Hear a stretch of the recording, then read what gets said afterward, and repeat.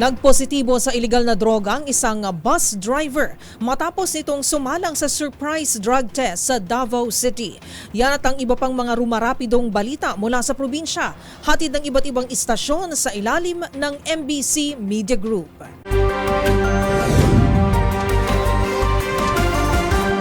Balita mula sa Davao City. Kinumpirma ni Philippine Drug Enforcement Agency o PDEA-11 Regional Director Edgar Hubay na isang driver ng bus ang nagpositibo sa paggamit ng iligal na droga sa isinagawang Oplan Harabas o surprise drug test na inilunsad kahapon ng umaga, Abril 14, 2025. Inilunsad ang aktibidad sa dalawang terminal sa Davao City. Una sa Davao City Overland Transport Terminal o DICOT at Gaisano Mall Bahada Terminal o Passenger Van. Dagdag pa ni Director Hubay na 105 bus at van drivers ang inaasahang sa ilalim sa drug test, ngunit 99 lamang ang nagpakita habang isa rito ang nagpositibo. Kaagad na sa ilalim sa confirmatory test ang driver at kung magpositibo pa rin ang resulta, isa sa ilalim to sa kanyang kasalukuyang antas ng adiksyon. Hawak na ang lisensya at nakakustudiya na sa Land Transportation Office o LTO-11. Bukod sa PDEA, makikipag-ugnayan sa kanila ang Land Transportation Franchising and Regulatory Board o LTFRB-11 at LTO-11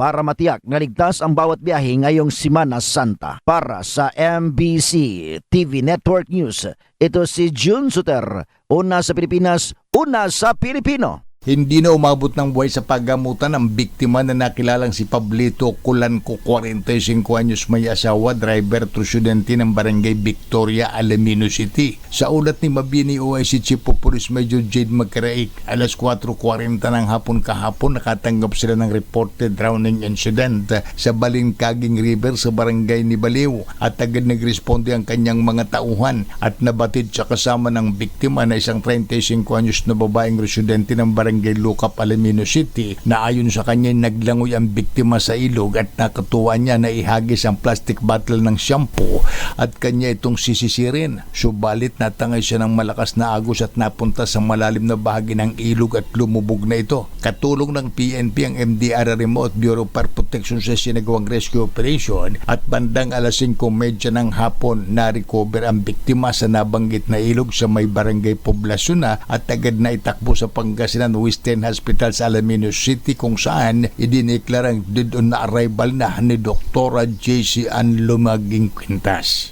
Para sa MBC TV Network News, ito si Freddy Fajardo, alis 31 sa Pilipinas, una sa Pilipino.